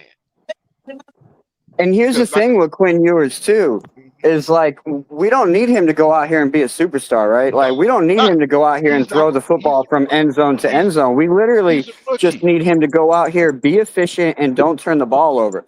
Just make some of Right. these throws that Tua's missing. Like last week during the Pittsburgh Steelers game. Like if Tua would have put some zip on that ball instead of floating that ball, that might have went to Jalen Waddle for a completion instead of an interception. Another one where he's going to hit Devon Achane over the middle of the field on a route, and Achane has to come back for the ball. That could have been a touchdown if you hit him in stride instead of making him come back. And now he's caught up. The defenders have time to catch up to him. Like we don't need him to be a superstar. We literally Nah, just we need him to do, be able to throw the rock we 10 yards, 20 yards, hit guys in we motion and let our playmakers do the rest. Nah, well, we do we need a need him to be a superstar at superstar. quarterback, but we just Yeah. need him to be a superstar in quarterback ways. Like Yep. recognizing that we need to get out of this play call and get to a run play call, or we need to change this run play up to a pass play. Like that's what we need in a superstar quarterback, to recognize the quarterback things that need to be recognized, man. Like we just need to Yeah, quit but dulling let's it be down honest. and, You and think we're giving gonna these. you think he's gonna learn? You think he's gonna be able to learn that in the next 3 games? No, it's like he's not I even gonna be mean, able to no, learn not in the that type of next three stuff games, until but hell, He let's in the not act next like the three man games he midway has hasn't. to through But show next let's, season. something but, though. but, He but has look, three games is enough. let's not act like this guy, just like Tua, has not been playing quarterback most of or majority of his life. Now, we need to see if he can get comfortable with playing with superior talent against him and with him. But at the same time, you guys, this is just still fucking football, X's and O's. That's a fact. That's You a know, fact. Where I'm Fred not at? Go looking. ahead, Fred. I'm not looking for nothing from Quinn Ewers, man. I'm just looking at his basics right now, man. I'm not trying to put too much on him, and I just want to see his basics. I'm not going to get mad if he throws 2 interceptions. I'm not going to get real happy if he throws 3 touchdowns. Right now, it's the start for the man. Let me see what he got. Start with his pocket awareness, and that's it, man. Get rid of the football and take care Extend of the football. plays. That's all I expect from the man right now, man. With these What's up, three Fred? games. What's up, Joe? What's up, bro? I agree with you, man. I compare Ewers to a scratch card. Yeah, we could Yeah. win a lot of money on it, but we more than likely know what's going to happen when we, reveal, He, what it's worth. here's the thing, because before the season started, and when the season started, I was pumping my little bird chest out loud because I was like, I told you guys I was right. Anthony Weaver, he's crap. He sucks. What did I tell y'all? And I got to be honest, I was only right for the beginning of the season for the first 4 weeks. He turned it Anthony around. Weaver has turned it around. We have a defense that I'm so proud of. And actually, I want to have Anthony Weaver back next year. So and I don't know how you guys feel about that, but I want this whole I thing want him back back. next year. Weaver, I I like. want him back as defensive coordinator. I want the head Yes. coach back. I want him back as Quinn Ewers QB1. But to be quite Man, honest, they this is better the give him a reason bag, why man. I'm hoping Joe Burrow on Sunday at the Hard Rock lights it up. T. Higgins is back. Chase Brown is going to play. The Bengals have nothing to play for. So I'm hoping the Bengals light it up. Anthony Weaver allows 42 points. But the reason why I'm hoping that is so we can keep Weaver in one, but two, so it can push the playbook and the game in our favor to see what Quinn Ewers has. That's what I don't want the Bengals coming in here Sunday and they don't score and it keeps us in a run heavy approach. We don't get to see, Quinn Ewers on a 2-minute drive and a must hurry up offense. Like, I want all those instances pulling up right now. Let's see what you look like before halftime, 2-minute drive, milk the clock, get points, and it doesn't matter if it contains the lead or it chips at the lead. Like, show us small, good scenarios on Sunday versus the Bengals, and I hope it's not our defense that falters those scenarios, because I'm more interested in evaluating the offense than it is about the defense, to be quite honest. I don't have any expectation that Ewers is going to be like, the next franchise quarterback.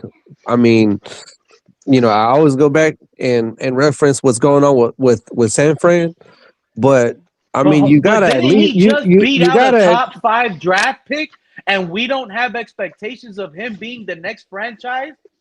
Yeah. What? No, you gotta at least. What I'm saying is, you gotta at least give him a competition. He's better than Tua. He didn't beat Tua out. Tua beat himself out of the contest. Well, he beat Zach out, and Zach is a top pick. Oh, So- that's who you're talking about. Okay. He beat out Zach and Yeah, Tua. but Zach. 'Cause this But is- we know if you think Zach about is it, not and a if you top listen pick. to him, Like, this yeah. is something that they seen during practice. Yes, Tua's been playing bad, but at the same time, it's because if Quinn Ewers wasn't playing good, they wouldn't have no one to turn to. They'll just be having to stick with Tua as bad. I Because the disagree. other quarterbacks are bad. I disagree.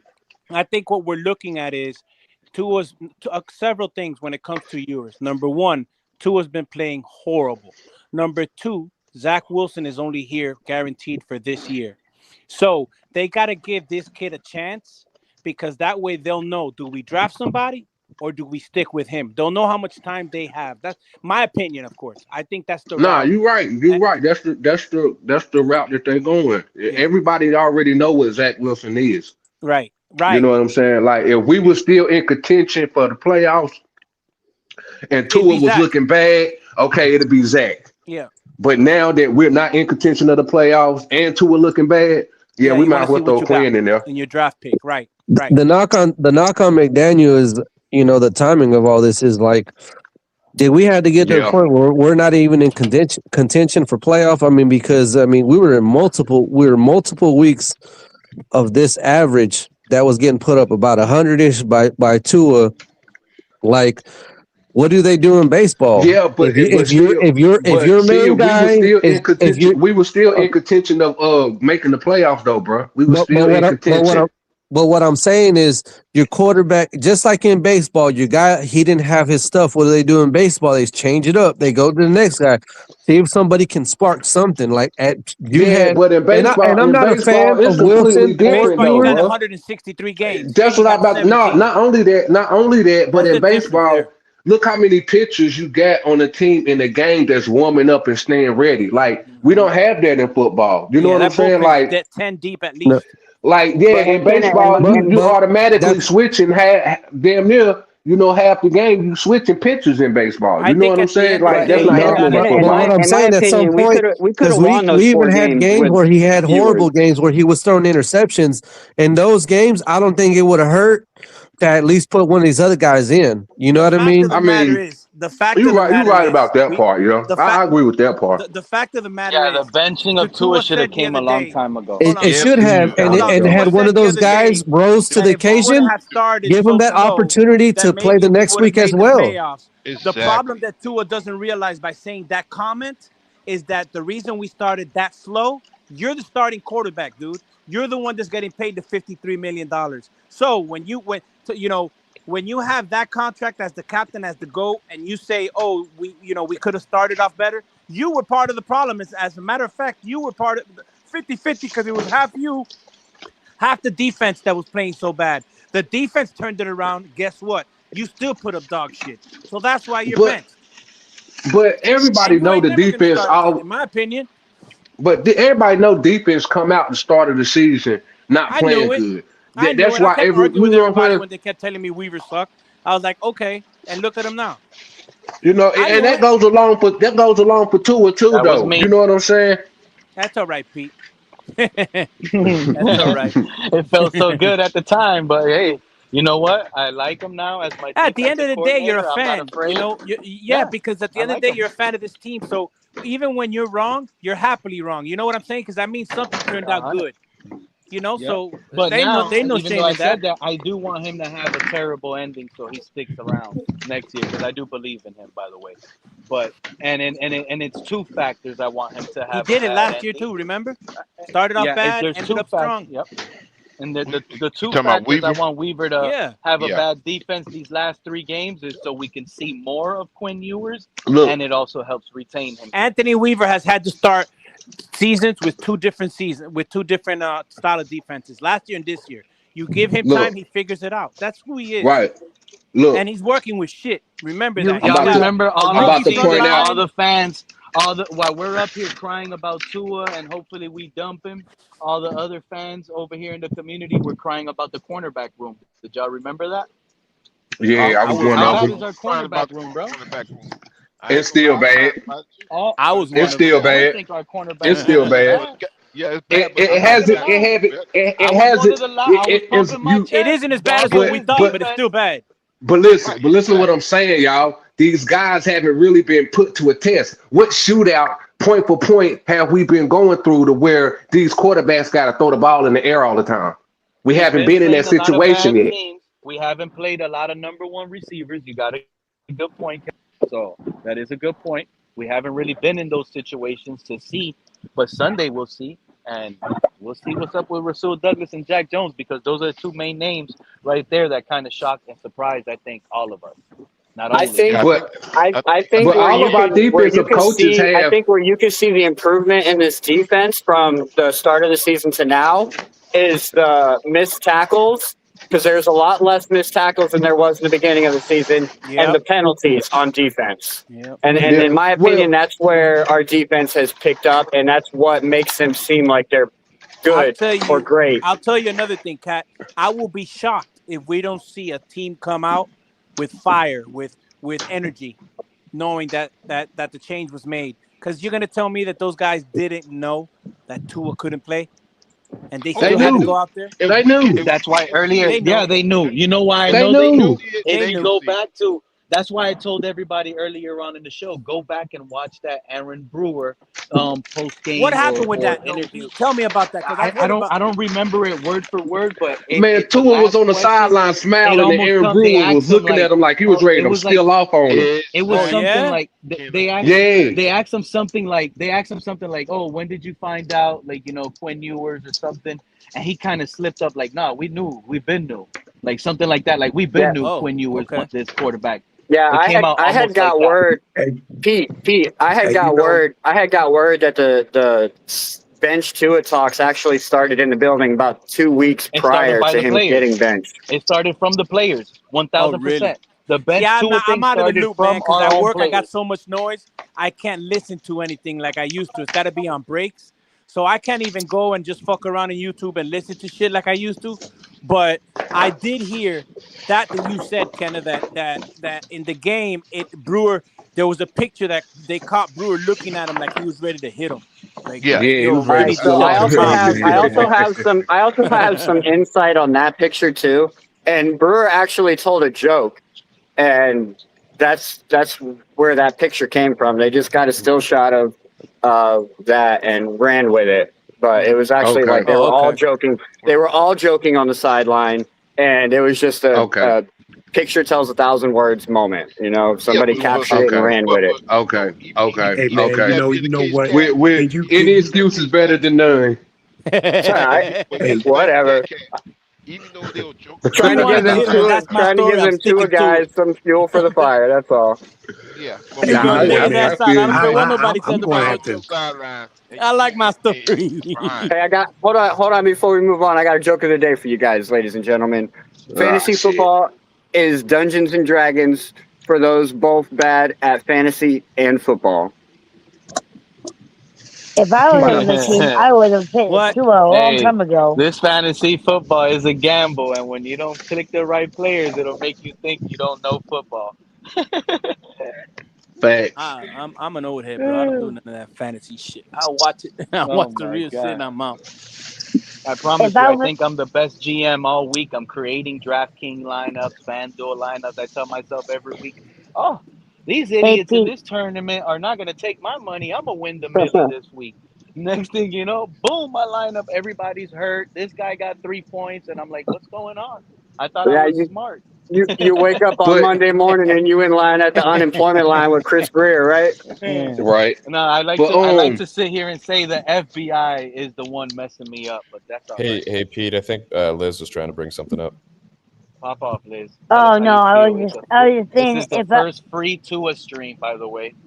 if I was the team players, I would have punched Tua a long time ago.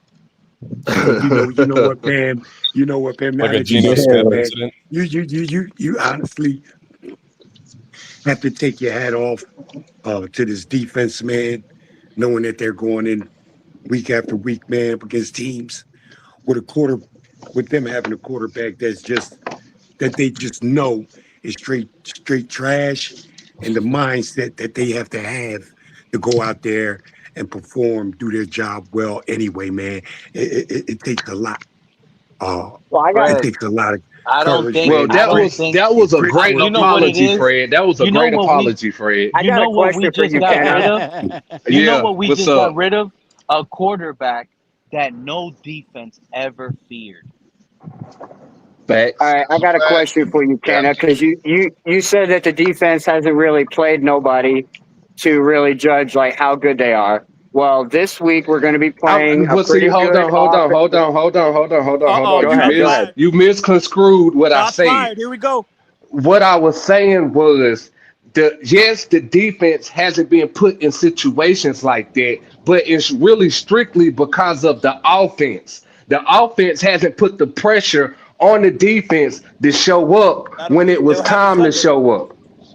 That's Okay, coming Sunday. well, going If on the that. All That's right, coming well, going Sunday with on chicken that, skin this boys. week they're going to be put in that situation, I feel, no matter what, right? With the Cincinnati Bengals, they're easily a 35-point team, facts, whether they're facts, winning or facts, losing. All right, facts.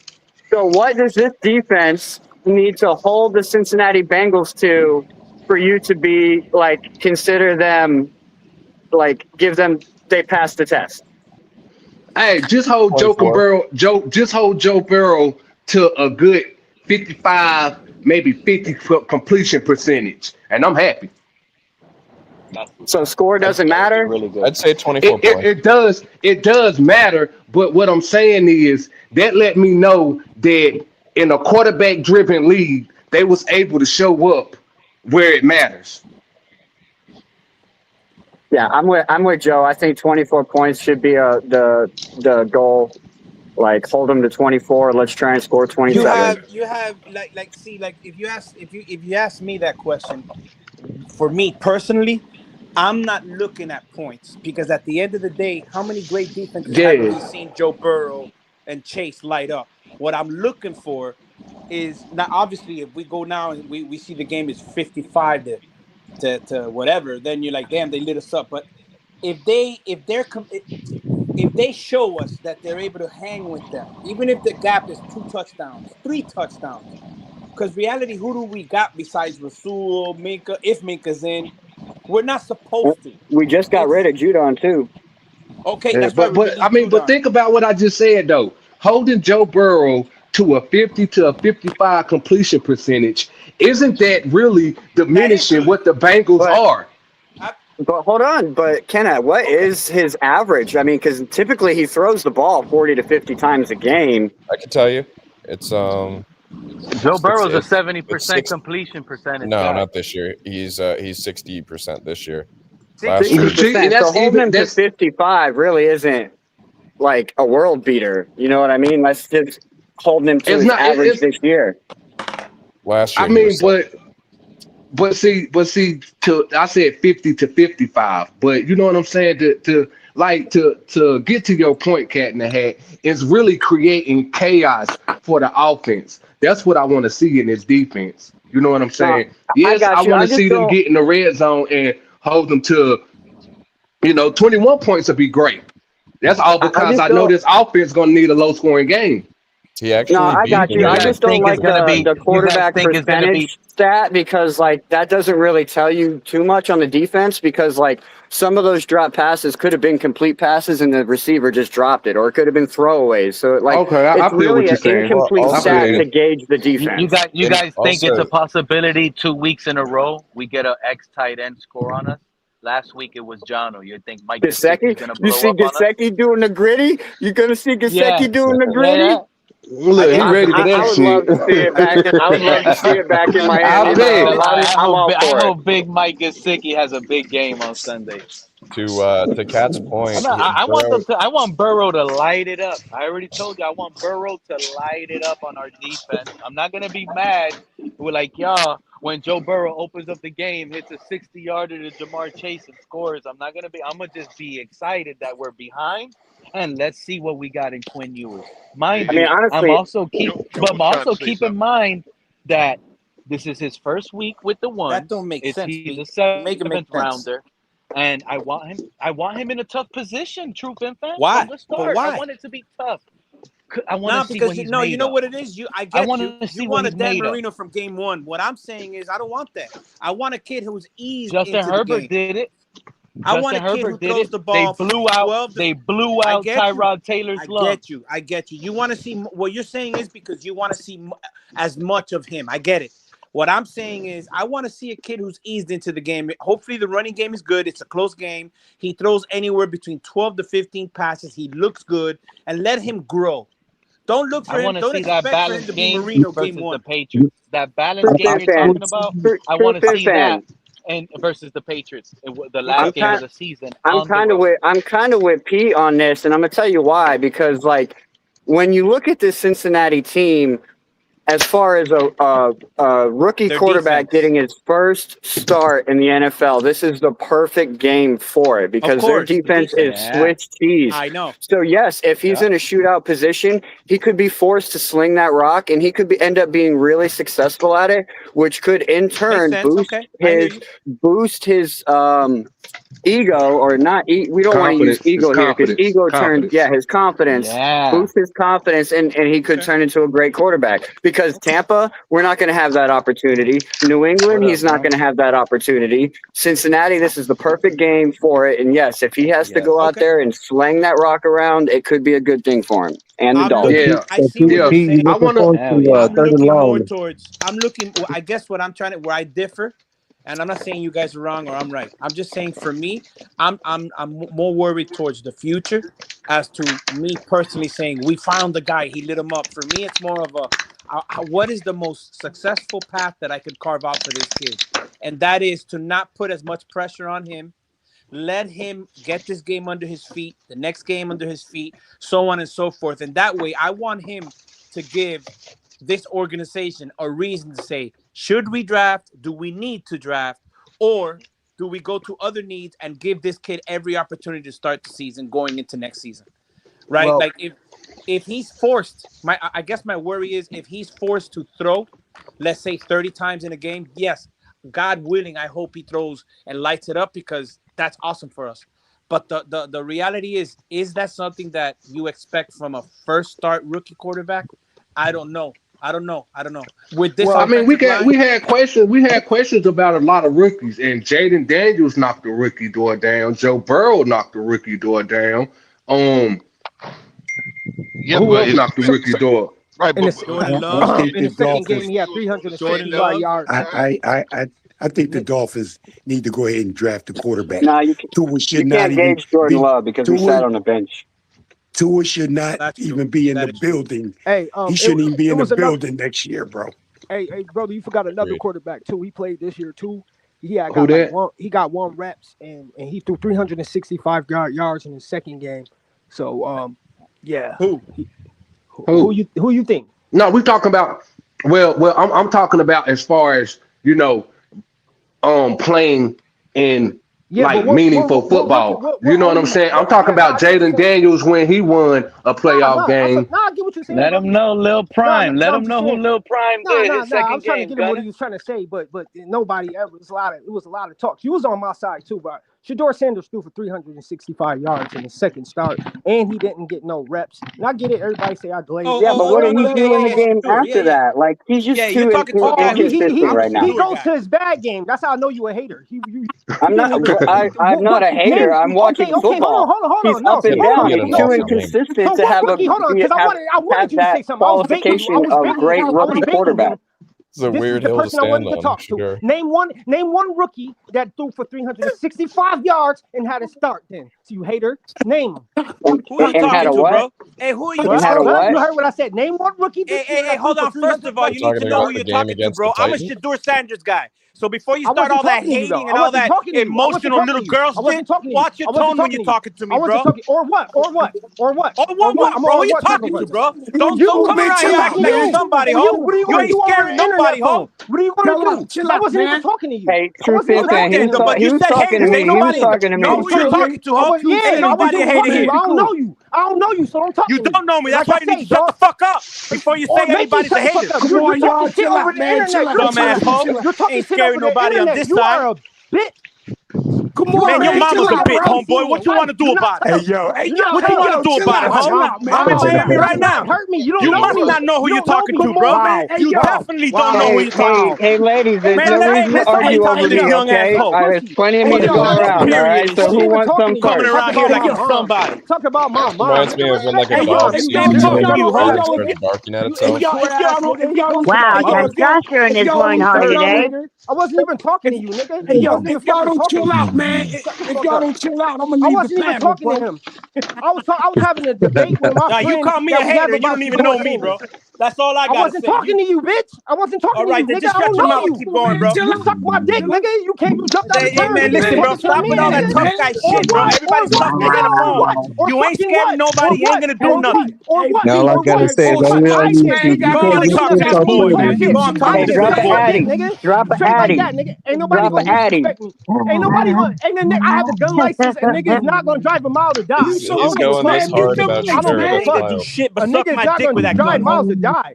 Straight like that. Niggas, I wasn't even talking to him. We was having a friendly debate, and I wasn't even talking. I don't understand how a man can talk to me. Well, calling a person a hater is not necessarily friendly, but okay, let's go on. But me and you was having a debate. You know how me and you do, though, bro. You know me and you have our little debates, bro. It wasn't personal, bro. And if you took it personal to somebody you don't know, then that's emotions to me. That's emotions. And somebody calling somebody, talking about somebody's mom that they have never seen in life. But hold on, Shotgun. Let me explain something to you. Let me explain something to you when you're trying to have a friendly debate with somebody. All right, Presence. Hold on. Why don't you stop talking and listen?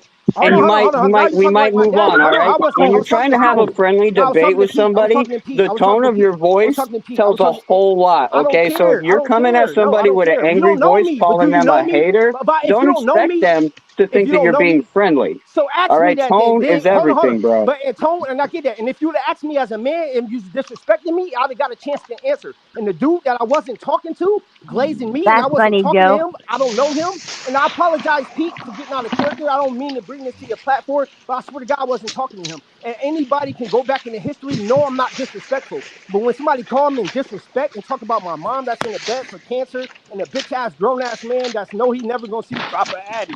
Man, take care of your family, dog. Who does shit like that? We talk about sports. So I'm immature, and he just went off of that. He's a grown ass man. I'm 29 years old. You, Gunna. Come on, man. I respect you, Gunna. I came in here Don't talking take it too about hard. my man Corman. Exactly.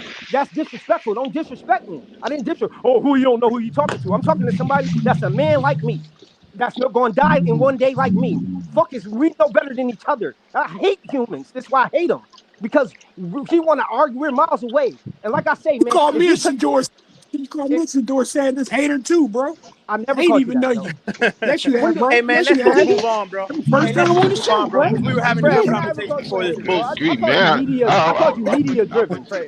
Call me again, bro. Come on, get it. Yeah, call me Shedeur Sanders media hater, driven, bro. Man. That's the only close to thing I ever said about you. You know you my boy. Listen, I don't got no problems with nobody on here, but anybody it's all some type good, of way, man. bro. It's all good. Yeah, bro. I like, you know what I'm saying? I was just talking to the last people that we had a last debate about Shedeur not being on his team. And he played in 2 good games, and that's all I was trying to talk about. That's it. Hey, caller.